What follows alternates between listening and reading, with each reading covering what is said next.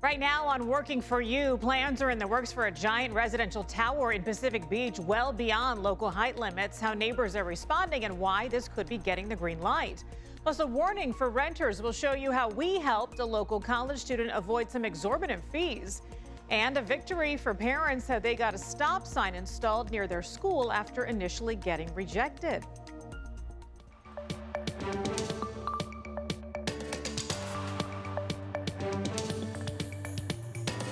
Hello, and thank you for joining us. I'm Heather Myers. Here at CBS 8, we are working for you, and we're getting to the bottom of problems you've asked about. We're looking for solutions. We begin in Lincoln Park, where we are hearing from people who have had sewage coming out of their pipes inside and outside of their homes. CBS 8's Kirsten Holmes takes us to the Seabreeze Gardens apartments and is looking for answers. It's bad. I mean, it's not right. You go to work, you come home, and want to take a nice shower, feces all in your bathtub, you got the clinic. Come on. I mean, who do want to live like that? Mural Vales lives in Seabreeze Gardens apartments on Logan Avenue in Lincoln Park. He says raw sewage, including toilet paper, is coming out of the pipes outside of his front door, and it's coming up the pipes inside his home. But they want their rent, though. So we went to the leasing office of Seabreeze Gardens Apartments, but we're told via taps on the screen, "Hi, is anybody here?" that they were on break until 2 o'clock. Thank you for calling. So we called the leasing office after 2 o'clock. I'm calling about sewage issues at Seabreeze Gardens Apartments. But we're told someone would call us back. They couldn't say when we would get that call back, leaving these neighbors left with a really nasty problem and a bad taste in their mouth. Excuse me, I'm just, it's touching, man. It shouldn't be like this. I'm tired, man. I don't deserve it. Nobody in it deserves stuff like that. They don't deserve that. Mural says this has been happening for years, and that's not all. Sometimes these neighbors have to suffer through violence right outside their homes. It got like 8 or 9 bullet holes in there. I can show you from inside. You can see the little patches where they try to patch it up. For no reason. I was in the house. We was in the house. He was too, and they were shooting, got a couple in his roof. It's kind of rough over here, man. And I've been dealing with it though, because I had a roof over my head. It's been going on long as I've been here. I think I moved in here in 2012, so I asked to be moved, and they had some, we don't have no vacancies right now. It's always something. Mural admits the complex is renovating, but says construction started with the leasing office first. He appreciates the new, much-needed paint on the walls, but says... But this is what they should be concerned with, this right here. They not. Kirsten Holmes, CBS 8. So we have been trying to make contact with the management of the Seabreeze Gardens apartments, but so far, no luck. We will continue to work on the story, and we will bring you updates just as soon as they come in. Meanwhile, residents in Pacific Beach are speaking out in opposition to a proposed high-rise that would tower over neighborhood buildings. The 238-foot development far exceeds the current 30-foot height limit. CBS 8's Richard Allen is working for you and shows us why those restrictions may not stop this project from happening. That's right. Hundreds of Pacific Beach residents showed up to tonight's protest, saying this 23-story development will forever change the character of their coastal community, and they are ready to fight. This is day one of this fight. Raising signs and showing their strength in numbers, these PB residents are passionately opposed to the possibility of a 238-foot high-rise in their community, proposed for Turquoise and Cass Streets. I can't say it on television. Lifelong resident Ann Texas says this project, with its 213 residential units and more than 300 parking spaces, makes no sense in this area. I think we should have more of a say in it, and I understand the developers and all the money they're putting into this, but it is just not right. But whether the community or city council will have a say in this project is uncertain. The developer, Colonimus, is using a state law that allows it to bypass the current 30-foot height limit in this coastal area, a restriction that San Diegans voted for in 1972. Now that's being ignored by Sacramento. Your vote means nothing. For its part, the developer says that the goal is to make this beach community accessible to a lot more San Diegans who otherwise wouldn't have the ability to live here. We're talking about making hundreds of units available in a desirable community where the barrier to entry has been historically very high. PB resident Ryan Stock, who serves on the PB planning group, is in favor of the project. My generation is struggling to buy housing, and when the baby boom happened, we had a giant construction boom. boom, and we built supply for them, so why not for us? But he was in the minority in this crowd Wednesday night. Catherine Douglas of the Coastal Coalition says mammoth projects like this and the ensuing traffic would block San Diegans' access to this coastal destination. Our roads can't handle what they've got now in Pacific Beach. What do you think if you add another 1,000 people to it? In a letter to the PB Planning Group, Mayor Todd Gloria and Council Member Joe LaCava, who did not attend the protest, says they're opposed to the project. But these residents are demanding more action from their representatives. So we all need to fight together on this. It is not just a coastal issue. Richard Allen, CBS 8.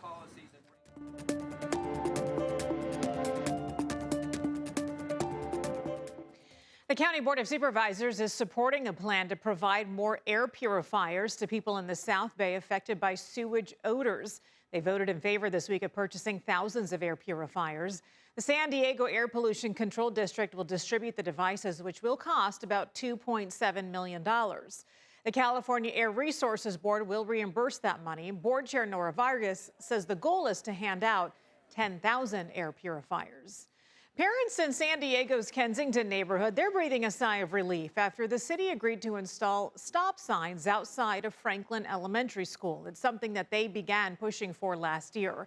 CBS 8's Shannon Handy is working for you to explain how they were able to make it happen after initially getting denied. These notices just popped up saying stop signs will be installed at Copeland and Moreau within the next couple weeks. One of the parents who spearheaded the effort says he believes this is a result of constant advocacy, despite the city initially telling them no. This morning, we saw cars drive through the intersection of Copeland and Monroe outside Franklin Elementary School in Kensington. But in the coming weeks, they'll have to stop first. I'm really excited to see a stop sign being put up here. Justin Schiffer is just one of a lot of parents who have been pushing for stop signs here, saying while there are already two, every corner of this four-corner intersection needs to have one for the safety of students and their families who use it daily. There's a four-way where there's only a two-way stop, but a four-way intersection. And so what happens is we have drivers who are going through the intersection en route to work and running late, and our students are walking past trying to get to school. There's a near miss pretty frequently. Justin says there's a school safety patrol made up of older kids who are trying to fill the gap, but they're sometimes yelled at by frustrated drivers, making the situation even more dangerous. We're trying to avoid an accident. We had one in Kensington last spring, and we just really want to avoid another tragedy. In March of 2023, a 6-year-old boy died after the car he was in was hit while trying to cross the nearby intersection of Biona Drive and Adams Avenue. A crosswalk was installed 8 months later. Justin tells CBS 8 parents at Franklin have long pushed for stop signs, but the city's traffic division denied the request because the area didn't meet certain criteria. Despite that, he started a petition calling on the city to do something. He also reached out to area leaders and got the backing of the SDUSD board as well as the community's planning group. On top of that, he contacted us, telling the city the media would get involved. Then, without warning, last week, the city put up notices announcing stop signs would be installed. Through that sort of advocacy, we eventually succeeded. Justin encourages others with similar concerns to do the same. I reached out to the city. A spokesperson told me, although the intersection didn't initially qualify for an all-way stop, after further coordination with the community and council office, it was decided that an all-way stop is warranted at this intersection given its proximity to the school and to further improve safety for the students walking to school. Working for you, Shannon Handy, CBS 8. Shannon, thank you. CBS 8 has learned that the city of San Diego has finally repaired a broken sidewalk that seriously injured a child 2 years ago. In December 2022, the 14-year-old boy was riding his bike along the sidewalk on Mission Gorge Road when he hit a segment of the sidewalk that was uprooted and raised, and it threw him from his bike. He fell onto an exposed metal bolt on a guardrail that was next to the sidewalk, causing a large, deep wound. Documents obtained by CBS 8 showed that the city had known about the sidewalk and that exposed bolt for at least 5 years. The teenager and his family recently settled a lawsuit with the city for $250,000. If you've driven on Friars Road near the 15 recently, then you've probably noticed construction in the area. Bike lanes will be added to this busy stretch of road. CBS 8's Brian White is working for you to find out exactly what this project entails. Friars Road has long been, frankly, a punchline when it comes to talking about riding bikes in San Diego. Caltrans is looking to change that. They're adding bike lanes to this stretch of Friars that passes over the I-15 freeway. I reached out to the San Diego County Bicycle Coalition. They say this will make it safer. I'm aware that there's bike lanes going in on Friars. Any change over there is welcome. Frankly, anything is better than nothing. Kevin Barros is the education programs manager at the coalition. He says building out more bike lanes here will help connect people to where they need to go. You're going to see more of these bike facilities on places that people use every single day because that's how they're getting to work. That's how they're getting home. That's how they're getting to the store and to friends' houses. I reached out to Caltrans. They told me this year-long project, among other things, will add green-painted bike lanes on Friars from Mission Village Drive to Rancho Mission Road. They're also making improvements to the on and off ramps. It's going to accommodate future, increased traffic from the developments in the area. Is going to make it safer for bicyclists. Victor Mercado is the North Coast Corridor Director with Caltrans. He says they're performing the work, but it's funded by the city of San Diego through development impact fees from new residential construction in the area. I talked to someone who lives nearby and drives this route every day. I'm against it. I don't think they should have reduced the lanes for bike lanes because I don't see any bikes on this road. So I asked Caltrans if they're removing any traffic lanes for this. No, in fact, we're actually adding some turn lanes. He says they're actually widening a couple spots to make room for more turn lanes into the on-ramps, something he says will help traffic flow. He told me this lane closure you see here is just temporary. Meanwhile, Kevin says projects like this are a necessary step to make the city more bikeable. Having connections is vitally important.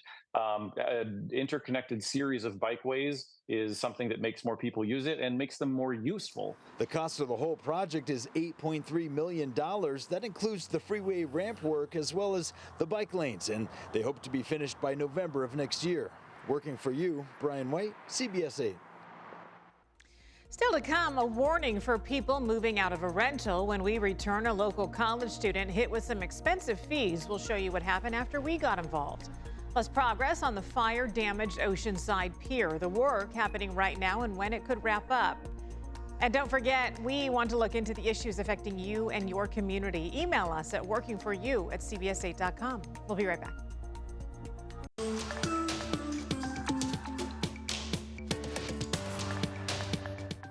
A college student wants to warn others to double-check charges after you move out of a rental. A junior at SDSU says he was slapped with exorbitant fees after he moved out and was still receiving invoices until he asked CBS 8 to get involved.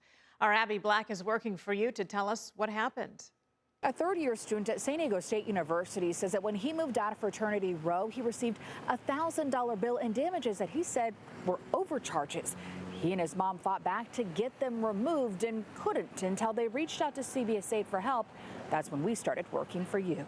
Alex Johnson was shocked when he received this move-out invoice from American Campus Communities, totaling $1,020 in damages to his apartment unit in Fraternity Row. There's no way I did this much damage. I remember leaving the place in super clean fashion. Johnson admits that he did $12.50 in damages, but not the $750 in new paint. He says his roommates got the same bill. As I knew they were just trying to extort me and extort all of my fraternity brothers. He shared the bill with his mom, Kirsten Johnson, who lives in the Bay Area and already paid the $600 security deposit. I don't have a backyard ATM, so for me to have somebody take $1,000 away, that's a chunk of money that could go to my son for his rent. The Johnsons pushed back and shared this email thread with us between them and the general manager, who eventually reversed some of the charges, but were still on the hook for paint to cover fraternity mural and graffiti. Johnson says those were there before they moved in. They also want receipts for work because they shared these images from yesterday that show that they're still there and they've not been covered. You're lying about it. Before our interview with the Johnsons, I emailed American Campus Communities, whose new owner is Blackstone, the world's largest asset manager. And during our interview, the mom says that she missed a call from them and called them back after we finished our Zoom. And she said, just give me your mailing address. We're going to send you a full refund. I also received a call from American Campus PR, who told me that this was a one-off because the bills were sent out during a, quote, busy transition time, and there was a new manager who misunderstood the charges. The excuse for why they were getting overcharged was because there was a transition in management. I asked about the roommates' charges, and I'm told that they're now addressing it with the former residents. Why were they even charged with this in the first place? They still have not explained how they'll avoid future overcharges. You know, it's really sad because this could have all been avoided. And all of a sudden, now that the spotlight's on, now they do the right thing. Why don't you do the right thing from the get-go? Working for you in the college area. I'm appreciative you guys took the story, and hopefully somebody out there hears it, and I would love some help. Abby Black, CBS 8. Construction is now officially underway on the Oceanside Pier after a fire destroyed the buildings on the end of the pier about 6 months ago. The city says crews will start by building a subfloor under the damaged part of the pier, and that's so that they can catch any debris that falls, making sure the ocean and marine life are protected. Next week, crews will then start tearing down the old Ruby's Diner building that was destroyed in the fire. The timeline for repairs could take 2 to 3 years and cost about $20 million. People will still have access to most of the pier during construction. Still to come, a big change is coming to California grocery stores. We'll tell you about the new law that could eliminate some of the confusion around food labels.